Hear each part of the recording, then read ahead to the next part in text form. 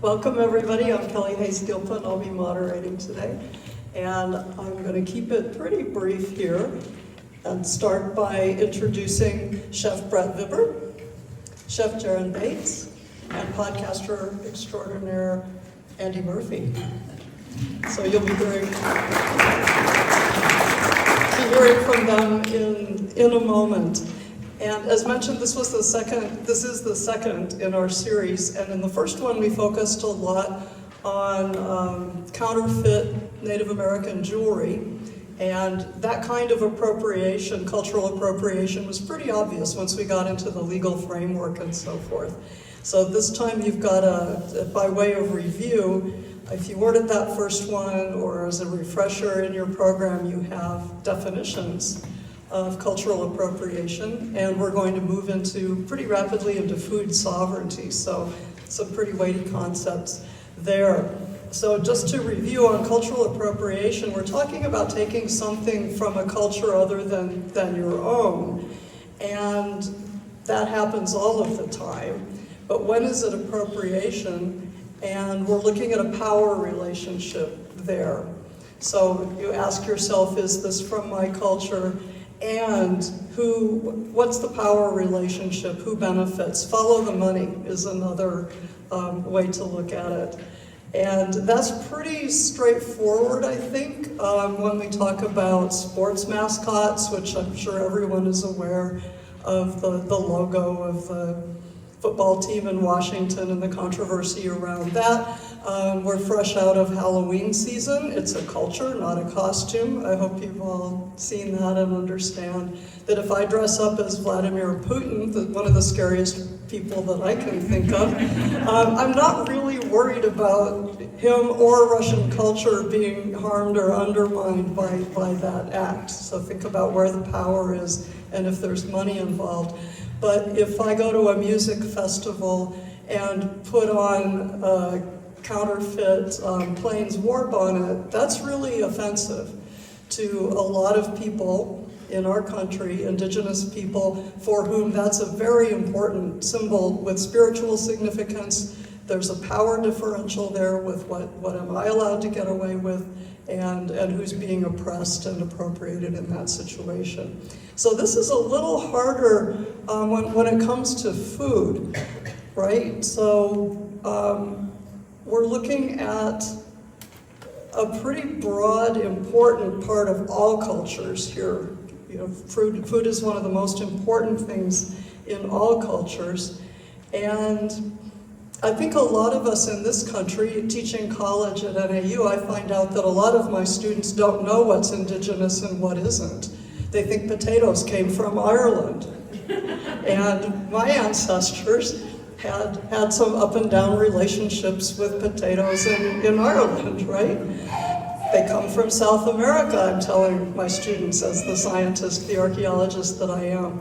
But I didn't know until recently that there are North American potatoes that were grown in our region and were a staple crop. And these folks know about that. And so is it okay for non-native peoples and non-native chefs to use Indigenous foods? What's the relationship there? What's the best ethical way for us to learn more and practice sustainability and honor food sovereignty? So that's what I'm going to throw out for the panel. What do we think about non-native people or non-native chefs using these Indigenous foods? And what are ethical ways for them to do that? And you two have that microphone, and Brett, can you grab this one? I'm not going to start. Okay. I know when to wait. So when is it ethical for non-native chefs to be using Indigenous ingredients? Just by the number of food ingredients that are from Indigenous people just makes that an impossible sort of question to answer. Because like she mentioned, potatoes, tomatoes, chocolate, vanilla, corn, beans, squash, like all of that, you know, chili is like the basics of New Mexico and Arizona cuisine. So, and it's really hard to sort of, to answer that. But I think when we come to ingredients like quinoa, and we come to, to ingredients that are maybe harder to find and have, kind of like this niche market coming from a small community, I think that's when, chefs and people should really look at how their money is supporting the indigenous community that is growing and harvesting these ingredients. Quinoa and amaranth are kind of popular right now, and sometimes these food trends become a real problem for people that we don't often see because they are in Mexico and lower parts of Latin America. So I think that's where people should really stop and take a look at some of the food trends where these health foods like quinoa and amaranth are coming from, because they come from indigenous communities.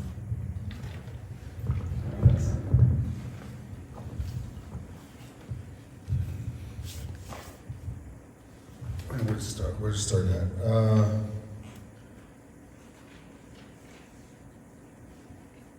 I think in a way that, especially the type of cooking that me and my friend do is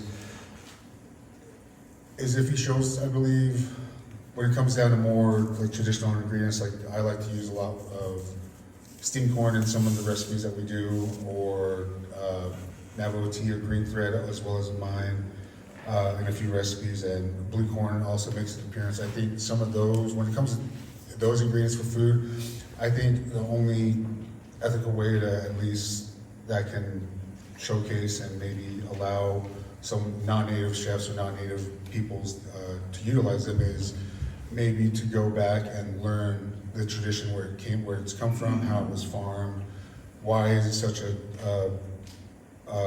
royalty in our culture, like the green thread is a big popular one.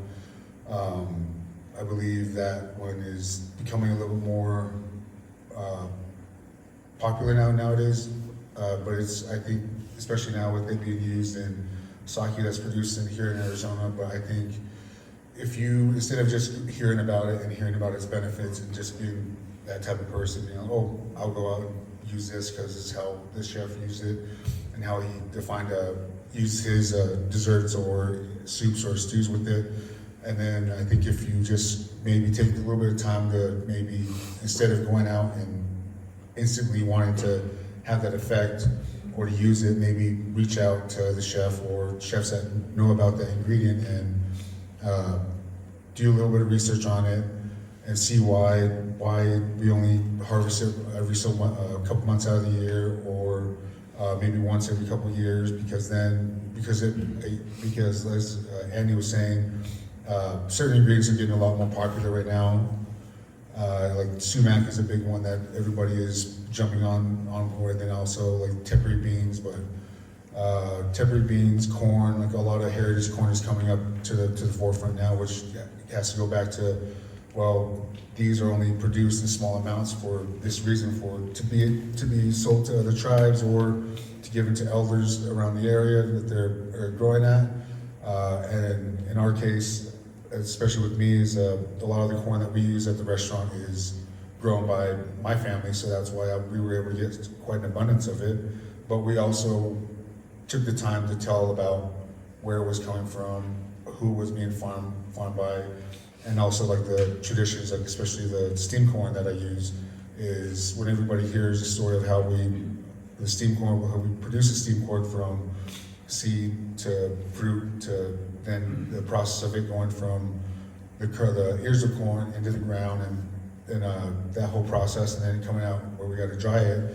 That entails like, oh well, this isn't a product that's going to be widely available every year, because some farmers don't really get a whole lot of it, or they have a bad batch that goes through, And that's, in my way, I feel probably the best way to go about it as far as any non-native chef or non-native individuals to use and maybe or to cook with some of the ingredients that are traditional to indigenous peoples. That's what I have.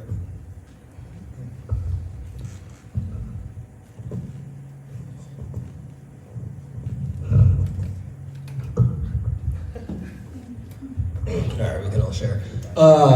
It's something I've had to walk kind of the lines of for quite some time in my career. I spent a lot of time in Japanese cuisine, and I've spent a lot of time now in wild food harvesting and things of that nature in my last couple of restaurants. I think it goes down to just the actual definition of appropriation. Am I doing this because I have a passion for it, a respect and a research and a basis of knowledge of it, or am I doing this to make money? And I grew up in Arizona. I'm born and raised in the Phoenix area, and my whole life I was either through family, scouting, and then cooking later. I grew up around a number of indigenous tribes, a number of indigenous people, where I was exposed to things I think, in a knowledgeable way, in a way that I was given some knowledge and things that were already naturally within me. Jaren and I have had about 20 years to discuss most of these things on truck rides and walks through the desert and forest. So it's not a new thing, because it's something that I always want to be conscious of. And like Jaren touched on, telling the story of it is I want to tell the story of the food and where it came from and why I naturally found a way and found this path to cooking this way is at the basic root level out of sheer respect. So those kinds of things. I've never done it for the money. Excuse me. It was never a gimmicky ploy at the beginning to say like, well, if I was the first white guy that had an all-foraged restaurant, and that concept might take off, and then we could cookie cutter it and stamp it and do it everywhere and make tons of money. It never was that. I enjoy my connection with the guy I cook with. I enjoy my connection with nature, and I think we share a lot of those similar passions that are passed down to you no matter where you came from. You're either a respectful person and respectful of indigenous cultures. I've been fortunate enough to live and work all over the world, where I wanted to see and embrace local culture, and cuisine's just a part of it, but it's a huge part of it, no matter where I went, and not be the American shouting at someone in Italy because they don't speak English to them, or things like that, where I've always from a very young age found things like that off-putting. So I think when you walk that and the only person that really has ever accused me of appropriating indigenous cuisine was a white lady from Canada. So it's kind of strange for me, because like I said, I've grown up, Jaren and I have nearly grown up in this career together, and before that I had a lot of, like I said, influential native people that influenced me, whether it was through culture or cuisine, at the same time. Can I add on to that? Absolutely. And if you want an example of a person who has, who's kind of like the face of indigenous food appropriation, it would be Rick Bayless. He has become like this father of Mexican food for some reason, and has cookie cuttered his restaurants, his Mexican restaurants, and spewed them all over the place. Among us, foodies of color and indigenous, folks who are working in this food movement, he kind of embodies like the not only cultural appropriation, but also kind of like this love right now, or maybe it's a kind of like a buildup over the last couple years for Oaxaca and everything Oaxaca. I mean, I heard the term something like the Oaxacification of Oaxaca, where now foodies just need to go to Oaxaca and they need to get food from there and they need to eat at every restaurant there. But what's really happening in Oaxaca is gentrification. people are getting priced out of these places they had always lived, and it's becoming this tourist hotspot, which is not fair to the actual, Indigenous women who made this food. It's Indigenous women who made all of this food, all of this Indigenous food and Mexican food. And for some reason, Rick Bayless gets to have this whole empire and his wealth, his name, by stealing it from Indigenous Mexican women. So I think Andi's defined and given us a great example of food sovereignty and why it's important, the rights of Indigenous people to healthy and culturally appropriate food that they're producing in their own ways. And now I want to ask how colonization and removal from homelands has affected that for many tribes. How has colonization and removal affected food sovereignty and these rights? Colonization is really what's wrong with everything in Native America, including our disconnection with food and how that's boiled down to a lot of the health issues we have. I think you've heard about all the health issues Native American people have and people of color from poverty and just living in food deserts, living physically away from some good food. Colonization of food started, with warfare, mowing everything down, burning everything, slaughtering everything, so the government could get control of these wild Indians and take the land. From boarding schools and erasing not only our language and culture, but also food knowledge and food culture. To right now with issues of resources. I think there might be a question about water in the future, but all of that, including climate change, puts a bigger wedge, I think, between Indigenous people and food and traditional food. But there's this whole Native food movement, which is everything I've been writing about and talking about for the last 10 years that is been underway for the last couple of years. And there's, in all of those spaces I just kind of mentioned, there's work being done by Indigenous people to turn that around and build that bridge between Native people and food.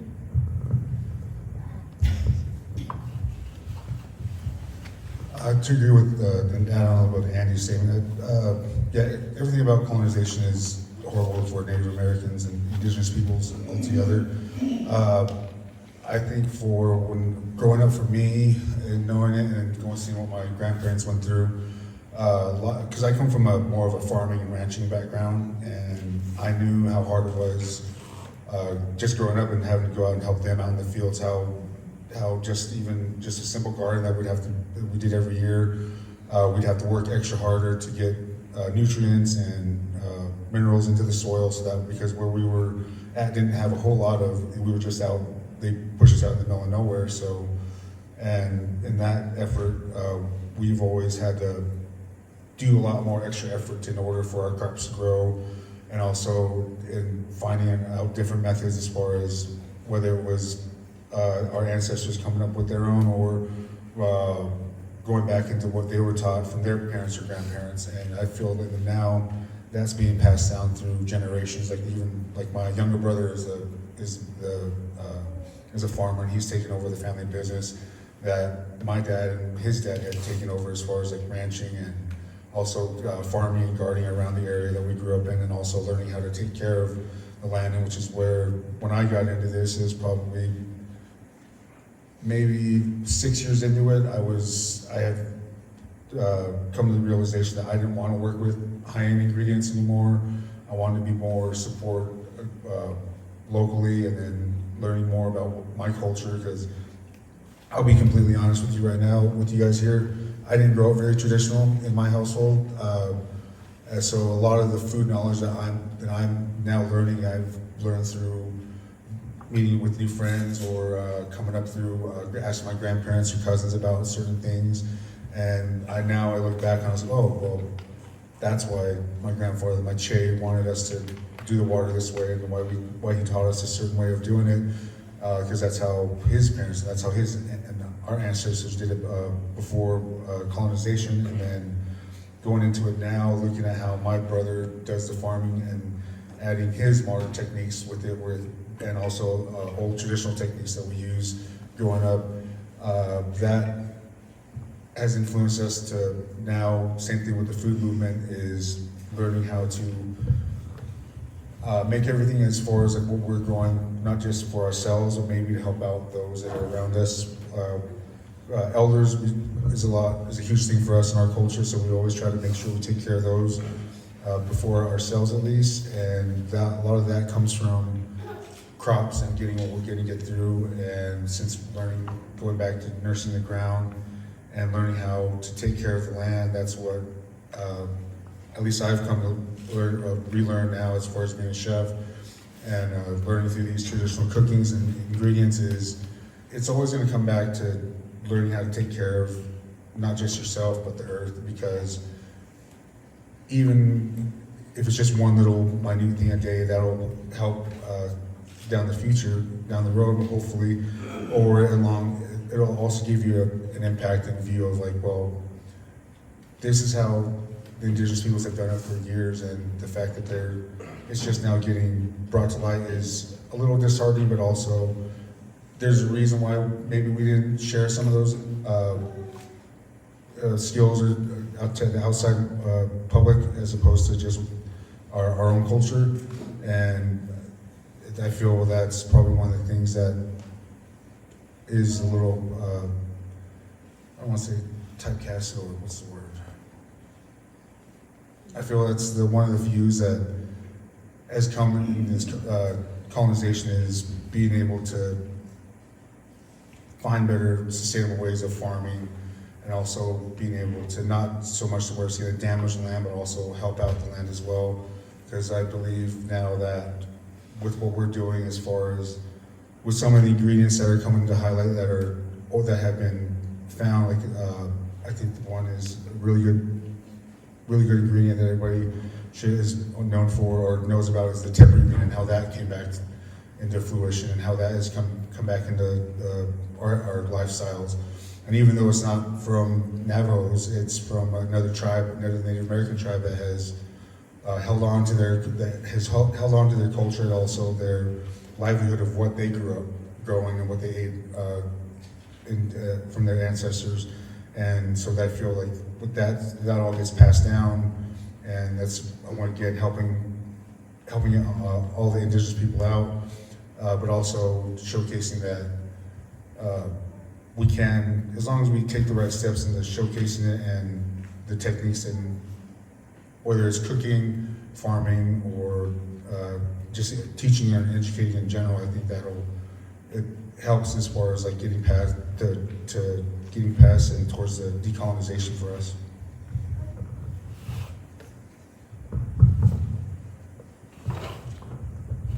I think one thing that Andi touched well on was the erasure of education in their systems that natives had in place before colonizers arrived, in this country, where it's the same thing but different. Obviously, on my side, I didn't learn anything about native massacres growing up in school. I didn't learn anything about Indian removal acts. I didn't learn anything about Navajos being moved from central Arizona to across the country to halfway back to having their food systems damaged to, a regular white kid in Tempe growing up 40 years ago would have told you fry bread tacos are native food. Where it took a course of time to learn, how their food systems had been changed, what actually is Native American food, how do you respect it? How do you, embrace it and support, which is, what we do, when purchasing any of the native ingredients that we need to use in our cuisine is how are you supporting these families? Now on the back side of it is, we talked in the first question about, are you just making money off of it? Is it a gimmick? But, if it's not, then are you supporting people from different tribes and different cultures and that helped you along the way to give me, this kind of knowledge and this kind of information? I saw a sign a long time ago that it was something quite simple, but it had a lasting impact, and it was just a cartoon of a pilgrim and a cartoon of a native, and the pilgrim was saying, we're here to teach you about religion, education, construction, and government, and the native said, we already have all those things.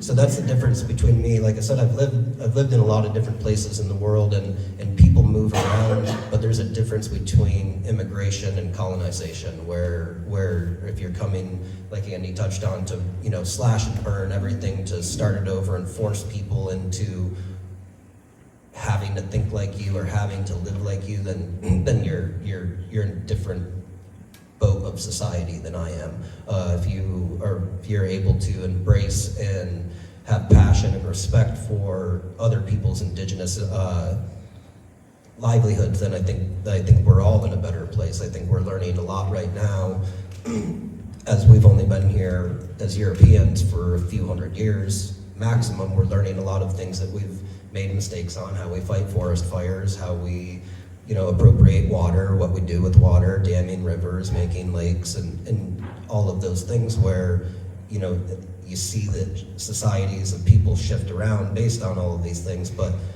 if you look back at, we look often at like where some of our best foraging spots are. They're in very close proximity to ancient ruins, and it makes sense. That's where the food wanted to be cultivated, or that's where the food wanted to be gathered, and that therefore led people to being in those spots. It wasn't pushed out on the flat deserts of New Mexico or the middle of nowhere in Oklahoma and things like that. They already knew where they were thriving as a society, and it took people pushing them away from that to push them down as a society. And what's really cool, I think, in the last 5 or 10 years is seeing a lot of Native American chefs come really to the limelight, and they're, Sean Sherman says he's taking back his foodways and his food paths, and I think that's an important thing that, Jaren touched on it a little bit. Maybe they didn't share it for a long time for a reason. It's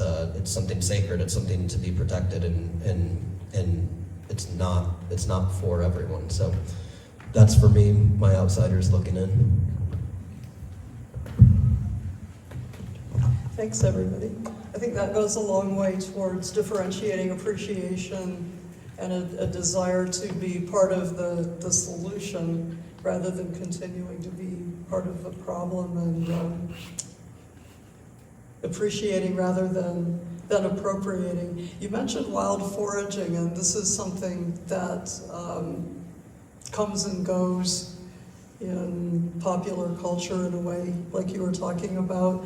And how can we learn sustainable foraging techniques? How can we appreciate wild ingredients that the earth presents on its own terms without over-exploiting, over-harvesting, or trespassing on communities' needs to access those materials, those ingredients, those plants and animals?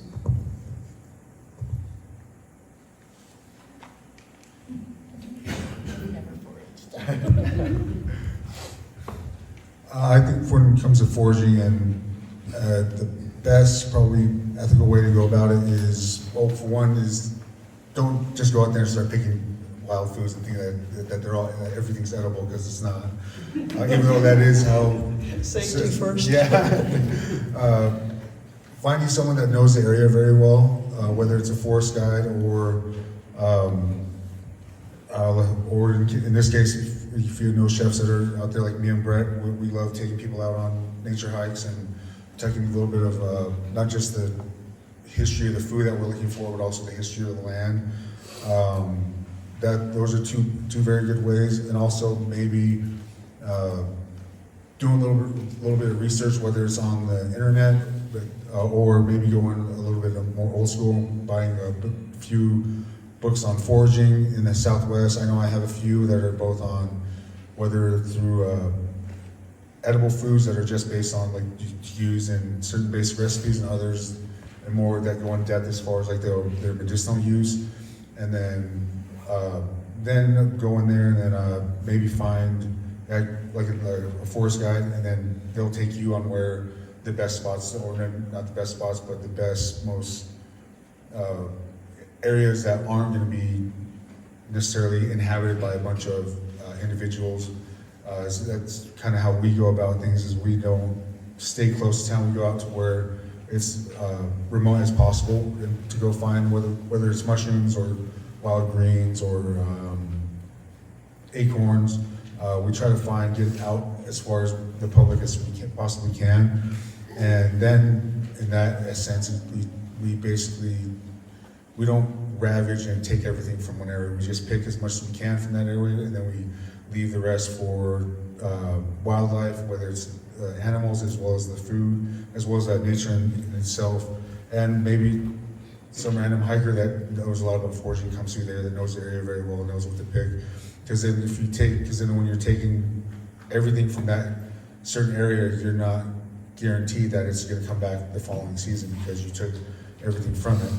So that's why if you're going out foraging, and once you learn a little bit more about it, you widen your spectrum out a little bit more, so that way you can have, like, maybe you have berries in 3 different spots, or then you pick maybe enough for your family in 2 of those, and then when you go out to pick again, you go to another spot, so that way you're not continuously harvesting from one area. And that same rule goes into farming, same as well, as like you never want to grow your garden in the same area, same vegetable in the same spot of your garden every year. You want to rotate them, so that way you get the same amount of nutrients out of the soil, and you're not going to get left with something that's either inedible or you lose it because of the soil is tarnished. And same thing goes with foraging, is you don't want to over forage one area, because if you do over forage one area, then you basically ruin that spot for your next season to come in, or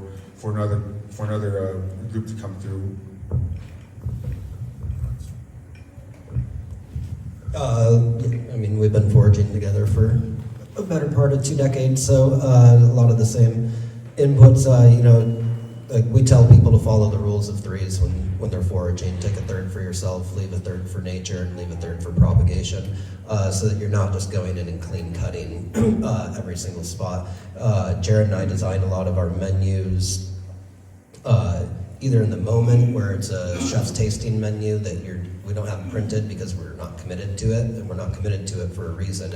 If acorns aren't abundant one year, we skip the year.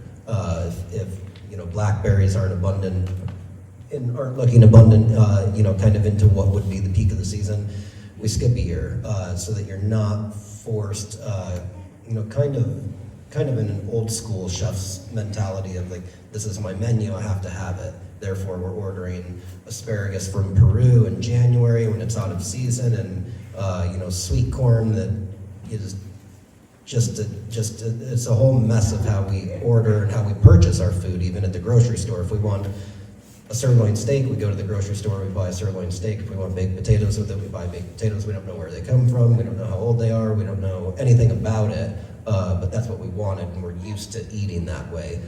Where I think the love of wild foods, one, helps you stay creative, and chefs like doing those kinds of things, but it also helps you realize what an unbalanced diet that we do eat, and how much we overeat of certain things, how much we undereat of certain things, what vital nutrients our bodies are lacking at this point in time, because our diets become so far from nature, far from what nature, intended, of eating things that are close to your locale in the season that they're being grown. We have a lot of great farmers, like in the Phoenix area, that we're friends with, but a few that I just can't buy anything from anymore, because they're just forcing water into the ground, and they want to be the only guys in Arizona that grow, huge passion fruits or grow bananas or things like that. And you tell these people, like, how come you're not buying any of this from me? And because it's not the season for it. It's not from here. It's not you're, you know, appropriating another sense of the food system and things like that, where it's just, you know, Jaren touched on it, farming and foraging just the same as you don't want things to be too big. I think at the end of the day is things, you know, like a farm. Farms were meant to be small, and they were meant to be, you know, part of the community, not the whole thing that supported, you know, one big soybean farm that supported 10,000 jobs in this area. It's not how farming's supposed to be. It's not how cultivation's supposed to be.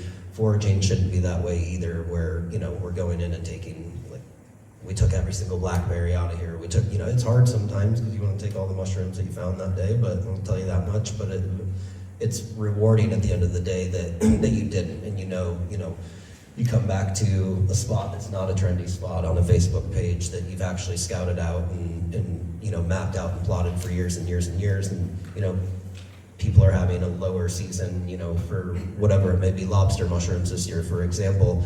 But I don't go to any of those spots, and we have our own spot, and everything was there waiting for us this year, and plenty of it, and we left plenty of it to be there next year for us. So, you know, when places get trendy and foods get trendy or anything gets trendy, we have this desire, as most of society, just to jump on it and suck it all up and just eradicate it. And that's, you know, I think it's a change of thought of how, you know, together, everyone moving forward in society would be better off. You'd be better off with climate change, you'd be better off with your food systems and your food paths, and you'd be better off all together in general at the end.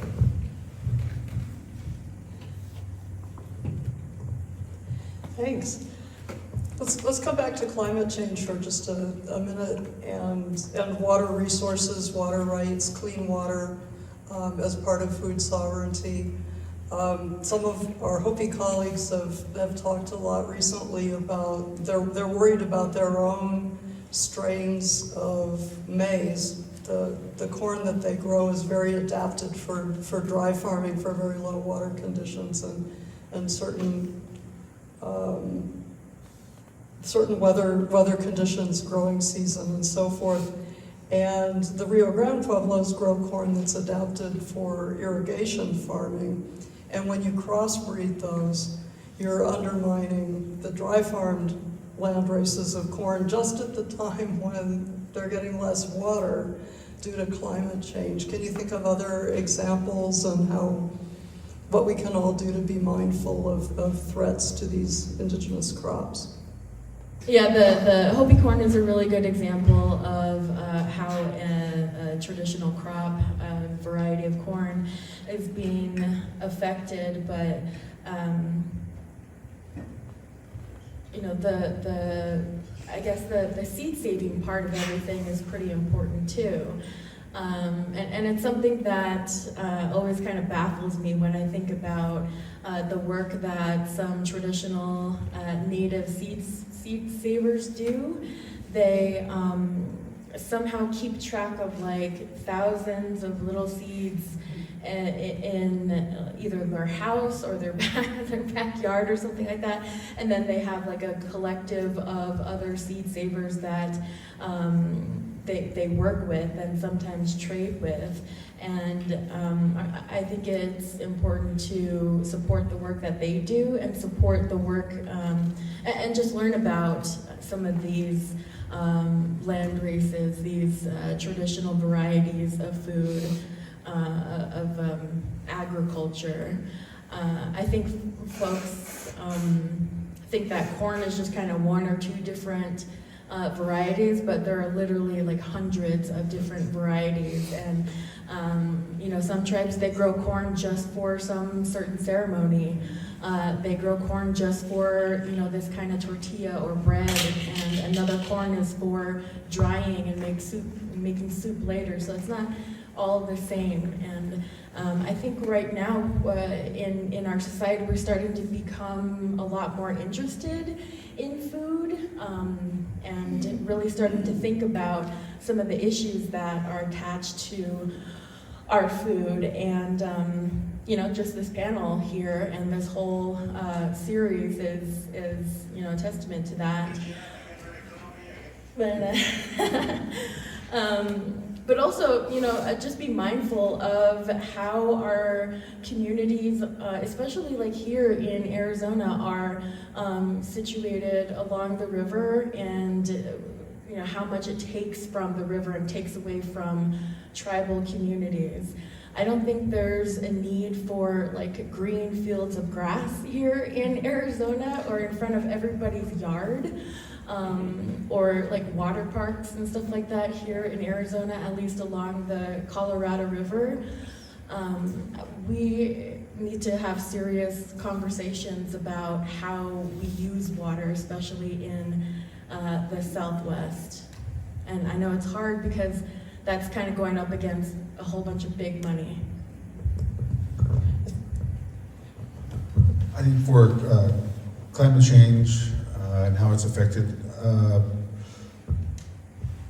Andi talked a little bit about it with the corn, and I know one ingredient, or actually there's two ingredients that I know that have been reintroduced, that have been brought back to life, solely because of seed savers, but also because of how, more importantly, how they were nearly extinct. And one of them is the Navajo peach, which, come to find out, where I grew up around the area of the Four Corners, there was nothing but peach trees all around the area, and they're not like the peaches that you would see in the store. Apparently they're a little bit smaller, a little bit more dense, and I just found this out probably 2 years ago, that a lot of the trees were wiped out because of climate change, because of global warming, and somehow this one family was able to hold on to their one little peach tree, and they eventually, with all the rain that they had gotten a few years back, started to produce again.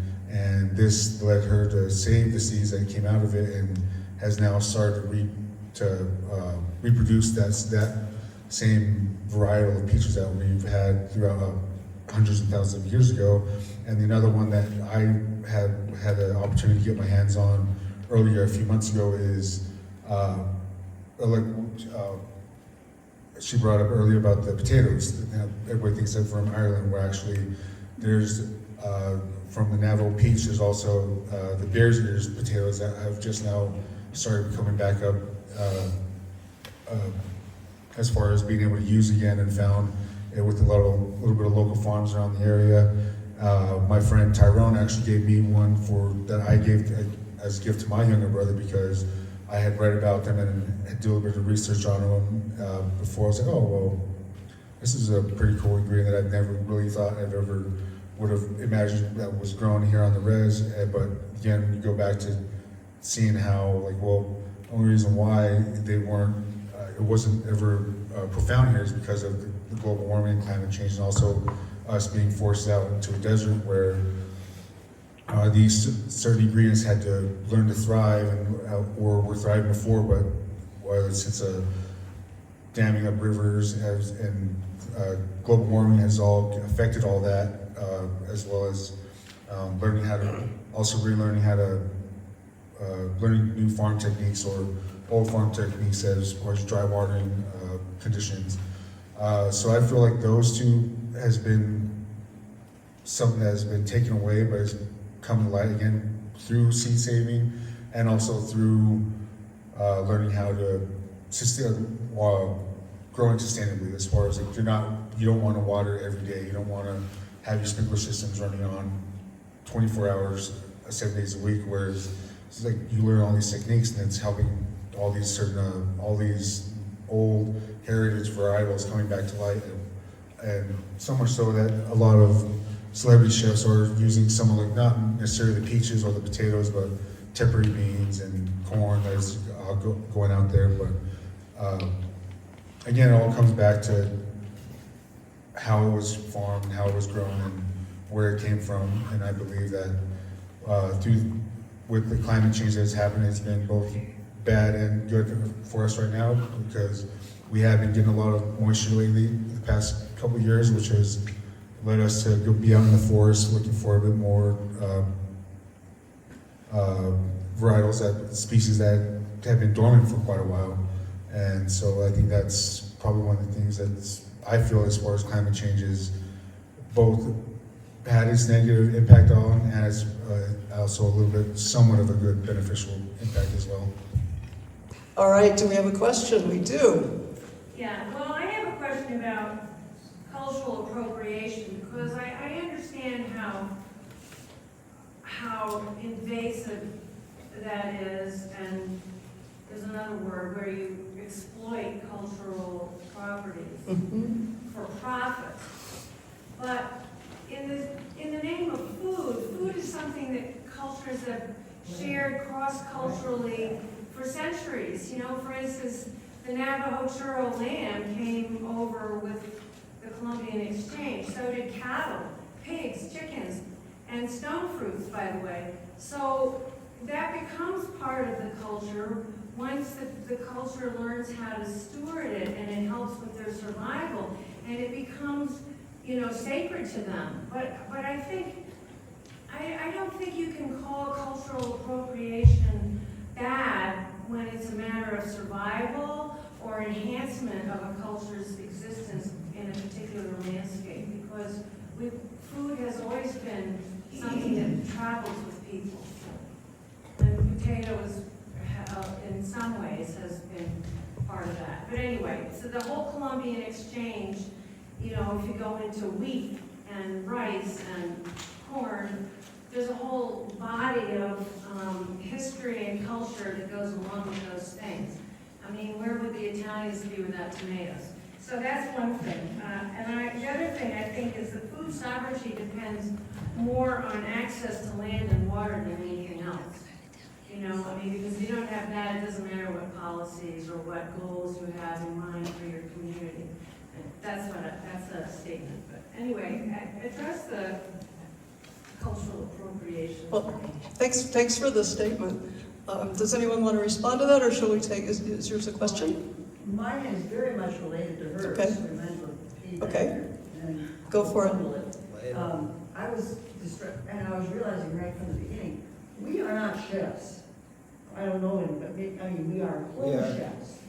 And it's a very different thing to be talking about cultural appropriation of, you know, indigenous, native, or Italian, or Chinese, or Japanese, or any cultural ways of using food and ingredients and so forth, and then making money off of that.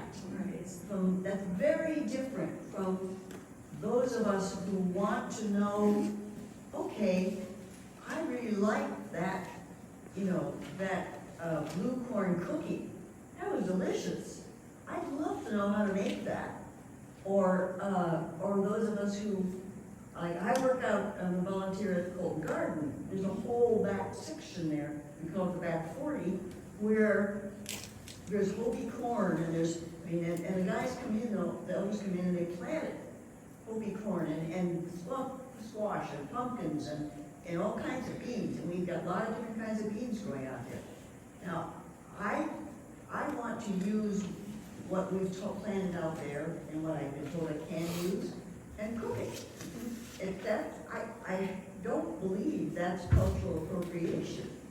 And the other thing about food sovereignty is we are all of us victims of that. We have no control over, most of us, unless we're growing our own food. We have no control over what we are getting from the grocery stores and where it comes from.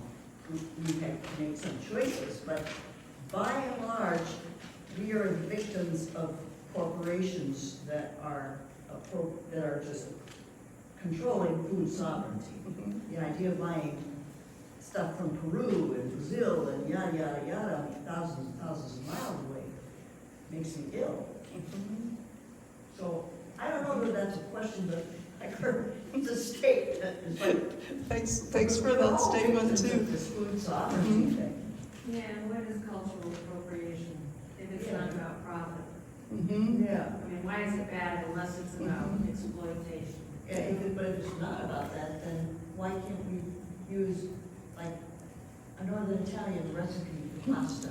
We're just about out of time here. I'm going to have to let Kristen I would just like jump to in transcend here. your question, because I can think of things in my family that are only eaten for special occasions and have deep significance to us culturally.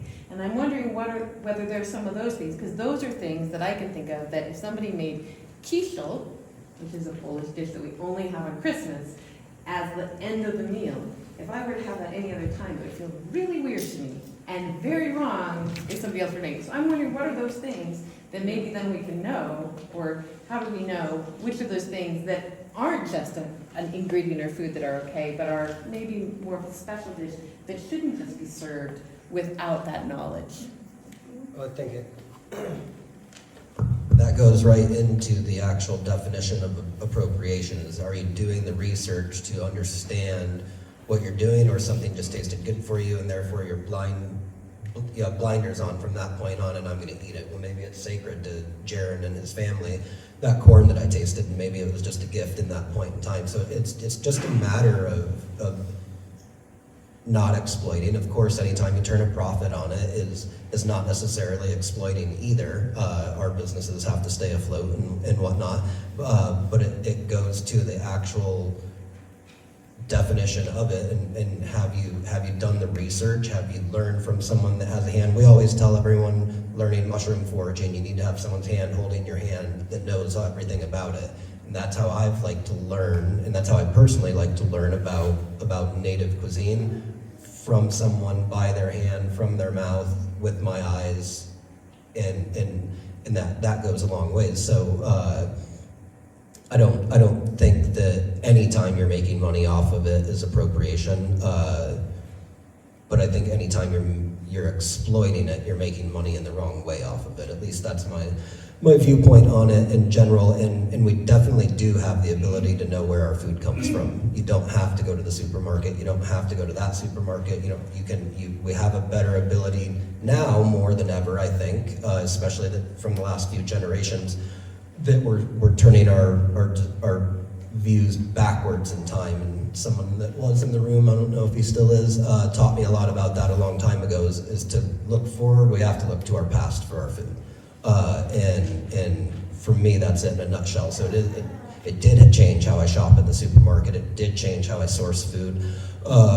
A very quick example was I needed 50 beef tenderloins in a steakhouse that I ran in Chicago some years and years and years ago, and the purveyor said, I don't have that many. And I said, well, he said, you realize if you need 50 tenderloins, that's 25 cows that need to be killed just for the piece that you want off of there. And in that moment, I realized that I needed to forge forward with my own concept and put together kind of what I'd been thinking. My restaurant was right across the street from Mr. Rick Bayless. So in all ways, shapes, and forms, it had become not real to me, and I needed to do things different. That's when we fairly quickly moved back to Arizona and started to really embrace what we thought it was, the way people should eat, the way they should know about their food, the stories that come with the plate. It is art on a plate, but it's not necessarily always the aesthetic art. It's the art of someone's story, their passion, their past that's driven it to this plate. Well, I think we're going to have to wrap it up right there. We've got to get our chefs to another event. And so I want to thank you all so much for this. I've learned a lot, and I hope everyone has. Thanks so much, everybody, for coming. Thanks to our panelists. Thank you.